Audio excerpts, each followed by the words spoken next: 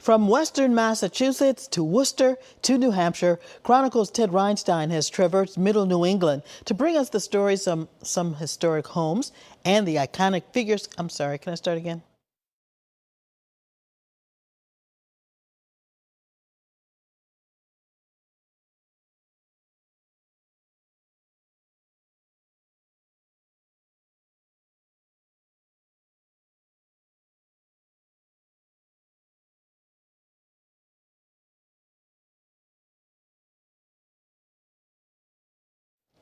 From western Massachusetts to Worcester to New Hampshire, Chronicles' Ted Reinstein has traversed middle New England to bring us the stories of some historic homes and the iconic figures that put them on the map.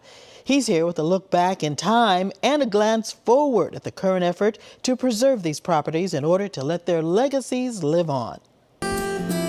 The rolling hills of the Berkshires have long been both a magnet and a haven for creative people. Some, like Norman Rockwell and Edith Wharton, are world famous, but others have been drawn here who are less well known, but no less significant.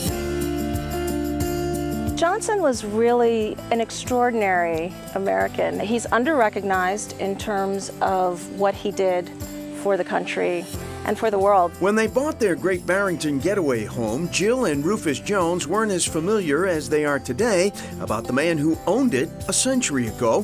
The real question is, why aren't more of us more familiar with him? Johnson really is one of those historical figures that people feel like after they know more about him, I should have known more about him, right? He was a humble man and not a self-promoter. He let his work do the job for him.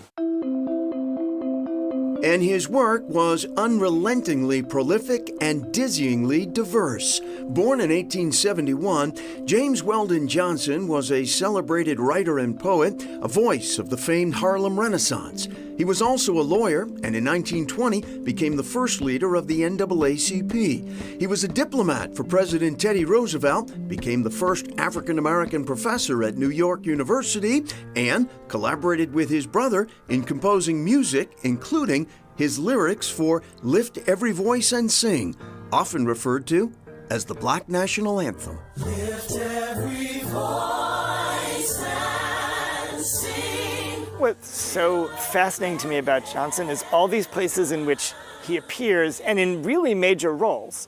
Right? He's a leading player, the first to do things in so many areas. In 1926, on his doctor's advice to relax more, Johnson and his wife, civil rights activist Grace Nell Johnson, spotted a lovely little home in the hills of Great Barrington. Grace and I studied the possibilities and decided that we could remodel the barn, keeping the interior with the old hand-hewn beams just as it was. So, Rufus, this is the original interior of the barn. It is. We tried to keep it as it was in 1926.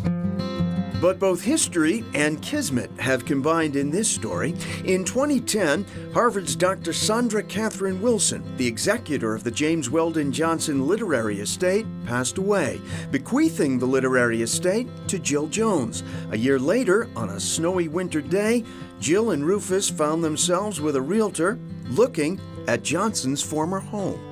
There was no furniture, and there were 2 rays of sun coming straight down from tall windows, and I felt embraced, and this was going to be our place. And so it has been, including Johnson's original writing cabin, which even locals believed had long since been reclaimed by the woods. Surprise! Surprise, it exists. At the cabin, Johnson wrote many of his signature works, including his autobiography in 1934. So watch your step. Yeah. The vision is to restore it to almost exactly how it was when Johnson had it. We want artists to be able to come in and spend the day in the cabin finding their inspiration. And they are coming in, though not to the cabin yet. In 2016, the Joneses created the nonprofit James Weldon Johnson Foundation.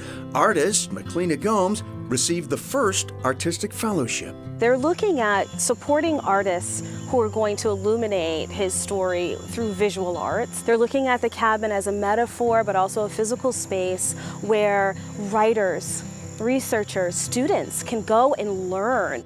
Indeed, John Weinstein, provost of neighboring Bard College at Simon's Rock, sees the simple existence of Johnson's writing cabin here as a gift. One of the many reasons I love bringing student groups there, we'll go and look in the cabin, and then we'll sit in a circle and read a passage from God's Trombones, written in that cabin. Do you feel in many ways that you are, as well as residents of Johnson's home, stewards of his legacy too? It is an incredible responsibility, and yes, we are the stewards of this place. Meanwhile, Jill and Rufus Jones work away, day jobs, family and all, preserving the legacy of a remarkable man we all should know more of. And thanks to a labor of love in the Berkshires, many more will. It's a blessing to be here, to have this responsibility.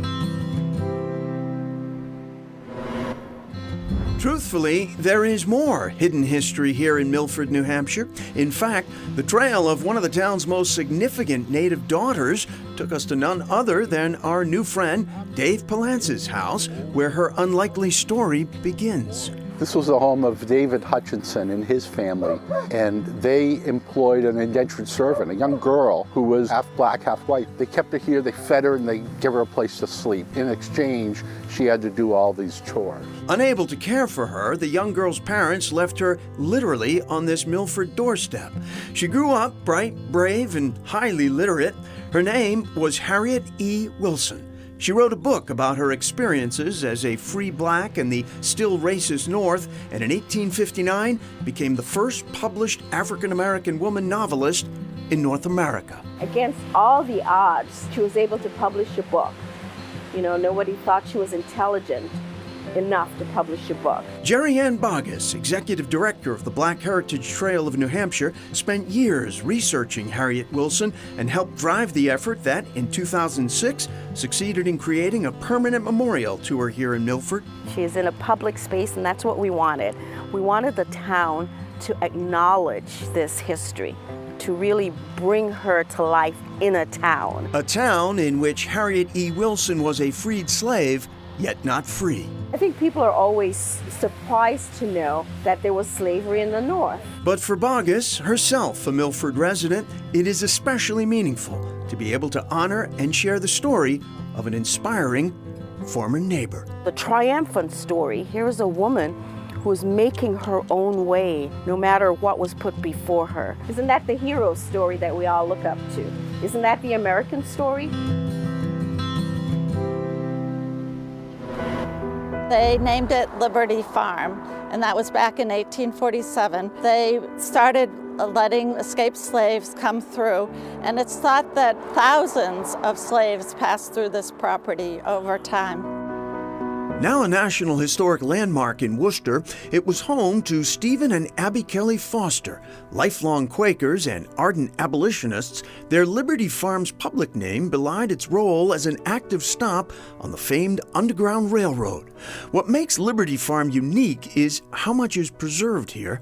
The stained glass window, which served as a signal to runaway slaves, the wooden sleeping bunks deep in the cellar, and, as present owner Poppy Ibebaugh Gray pointed out, one of several emergency hiding spots. You can pull the shelves off,